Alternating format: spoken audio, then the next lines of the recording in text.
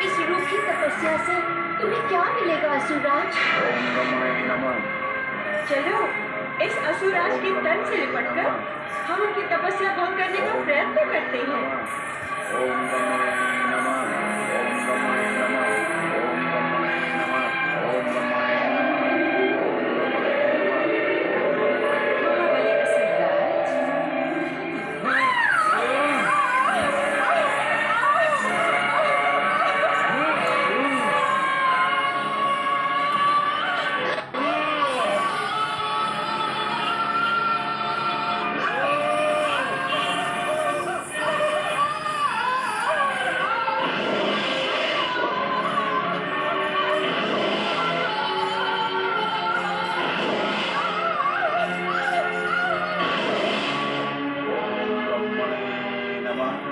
ओम ब्रह्मणे नमः।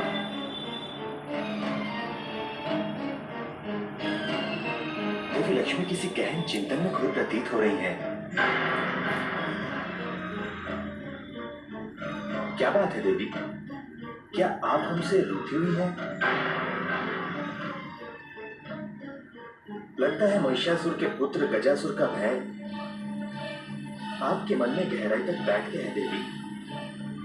किंतु गजासुर से भयभीत होने की कोई आवश्यकता नहीं है, क्योंकि आप यहाँ वैकुंठ लोक में पूर्णतया सुरक्षित हैं। मैं सुरक्षित हूँ तो क्या हुआ? क्या मुझे पृथ्वीवासियों और स्वर्ग में रहने वालों की चिंता नहीं होगी? आप सृष्टि के पालक हैं, तो मैं आपकी सहधर्मिणी हूँ। मुझे संसार की सुरक्षा की चिंता उतनी ही है जितनी आपको है। अर्थात देवी लक्ष्मी अब हमारे कार्य में भी हाथ बटाएंगी। सृष्टि के पालन का आधा उत्तरदायित्व अब आप लेने की इच्छुक हैं। ये विनोद का नहीं, गंभीर विचार का समय है स्वामी। जब आपको पूरी सृष्टि की सुरक्षा की चिंता है, तो आपने उस भयानक विशालकाय गजासुर को पाताल से पृथ्वी पर आने ही क्यों दिया? देवी लक्ष्मी, आप जानती हैं कि हम किसी को कहीं आने से रोक नहीं सकते, और रोकना आवश्यक भी नहीं है, क्योंकि गजासुर का आगमन पाताल लोक से पृथ्वी लोक पर भगवान शिव की इच्छा से हुआ है। भगवान शिव की इच्छा से? अर्थात महादेव स्वयं इच्छुक थे कि गजासुर पृथ्वी पर आकर उपद्रव करे और पृथ्वी के निर्दोष प्राणियों पर अत्याचार करे। अत्याचार की बात क्यों कर रही हो देवी? इस समय तो गजासुर ब्रह्मा जी को प्रसन्न करने के लिए घोर तपस्या कर रहा है। तपस्या की सफलता के पश्चात वो ब्रह्मा जी से वरदान प्राप्त करेगा, और फिर वरदान की शक्ति से उन्मत्त होकर हर असुर क्या करता है, ये आपसे छुपा नहीं है प्रभु। हम लोग अन्नपूर्णा के वहाँ भेज के तब करते थे। अब अन्नपूर्णा दोनों अलग अलग हैं, वो दोनों क्या स्वीकार करने योग्य होगी तो। आपके साथ रहकर मुझे इतना ज्ञान तो अवश्य हो गया है कि आप मेरी कौन सी विनती स्वीकार करेंगे और कौन सी नहीं। तुम्हारी विनती सुनने के पश्चात ही हम ये निर्णय कर पाएंगे कि वो विनती स्वीकार करने योग्य है या नहीं। तो आप स्पष्ट कह दीजिए कि आप मेरी विनती स्वीकार नहीं करेंगे, क्योंकि सृष्टि के पालक और सर्वज्ञ होने के नाते आप जान गए हैं कि मेरे मन में क्या है। तो हम इन प्रश्नोत्तरों में व्यर्थ समय नष्ट न करके ये स्पष्ट कहेंगे कि हम ब्रह्मा जी को वरदान देने से रोकेंगे नहीं देवी। जब आप त्रिदेवों ने बार बार देख लिया है कि ब्रह्मा जी से वरदान पाने के बाद ये असुर उन्मत्त हो जाते हैं, तब आप ये वरदान देने की परंपरा को तोड़ क्यों नहीं देते? और हर वरदान के पश्चात तुमने ये भी देख लिया है कि वरदान का दुरुपयोग करने वाले असुरों को उसका दंड अपने प्राण देकर भुगतना पड़ता है, और हम त्रिदेवों में से किसी न किसी की शक्ति के हाथों वे मारे जाते हैं।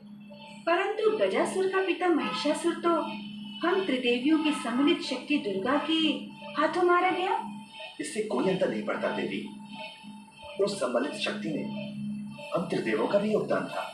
अर्थात आप इस बात के इच्छुक हैं कि हम त्रिदेवियों का कोई महत्व ही न रहे?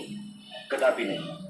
यदि तुम्हें ऐसा लगता है कि गजासुर उन्मत्त होकर उत्पात मचाएगा, तो तुम त्रिदेवियां मिलकर उसके वरदान के पश्चात उसे तुरंत समाप्त कर देना। हम तुम्हें रोकेंगे नहीं देवी, किंतु हम ब्रह्मा जी को भी वरदान देने से रोक नहीं सकते। नारायण नारायण, आज आप दोनों को वाद विवाद में उलझे देखकर मुझे आश्चर्य नहीं, विचित्र सी अनुभूति हो रही है। विचित्र सी अनुभूति? कैसी अनुभूति हो रही है नारद? जगत के पालनहार भगवान श्री हरि विष्णु और जगत की समृद्धि और शोभा की देवी माता लक्ष्मी, आप दोनों यदि वाद विवाद में उलझ सकते हैं तो फिर साधारण मनुष्य की तो क्या दशा होती होगी। नारायण नारायण। साधारण मनुष्यों की नहीं, पति पत्नी की बात करो नारद। पति यदि अपनी पत्नी की इच्छा का सम्मान नहीं करेगा तो वाद विवाद तो जन्म लेगा ही। ये तो सृष्टि का सनातन नियम है। आप सत्य कह रही हैं देवी, इसलिए हम स्वयं चुप होकर इस वाद विवाद का अंत किए देते हैं।